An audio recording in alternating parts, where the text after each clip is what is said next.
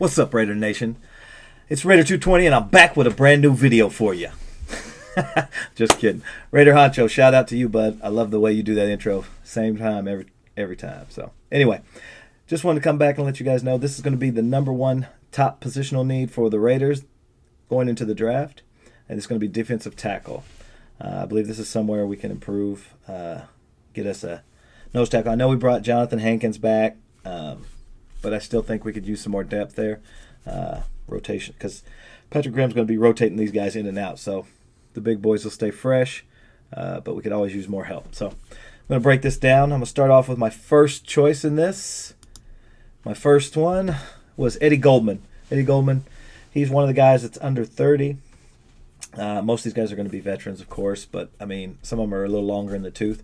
Eddie's one of the younger ones out of Chicago, so Champ Kelly probably has some ties there. Maybe he wants to come play with us, try to get that ring he'll never get in Chicago. So anyway, I like what he brings to the table. Be very versatile, could help us out in the rotation. Next up, in defensive tackles, second on my list is a familiar face, Ndamukong Suh. He has been around for years, started with Detroit. Obviously, he's been with Tampa the last couple of years. He is a disruptive force, has been ever since he got in the league. Was even in college, he was just a man amongst boys. But he could come in, plug up the middle, help us out there, and solidify this Patrick Graham defense. I think if we, get that D tackle and maybe one more in the back end, whether corner or safety, Tyrann Mathieu, this could make this a top 10 defense. So that's another candidate. Third candidate here is Linval Joseph. Linval Joseph. He's been with the Chargers for the last couple of years.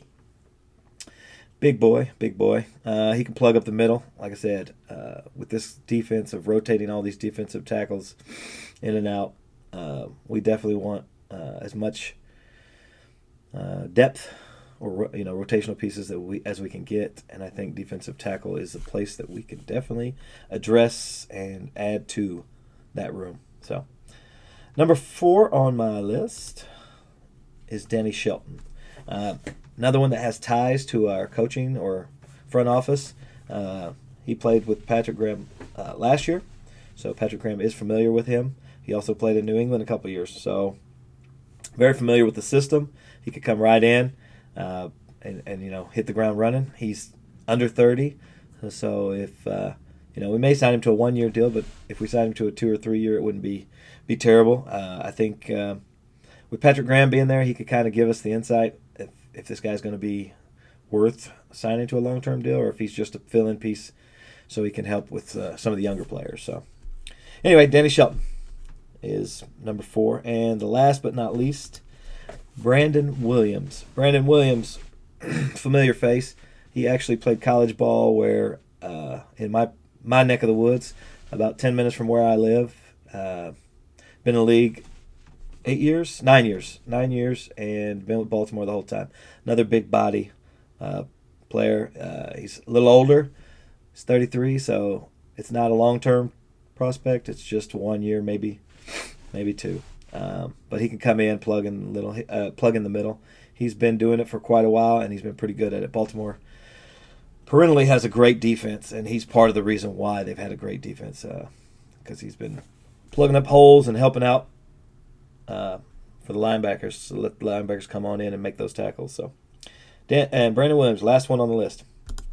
So, anyway, after that, this is it. I did the 5. My personal opinion of what I thought the Raiders needed going into the draft.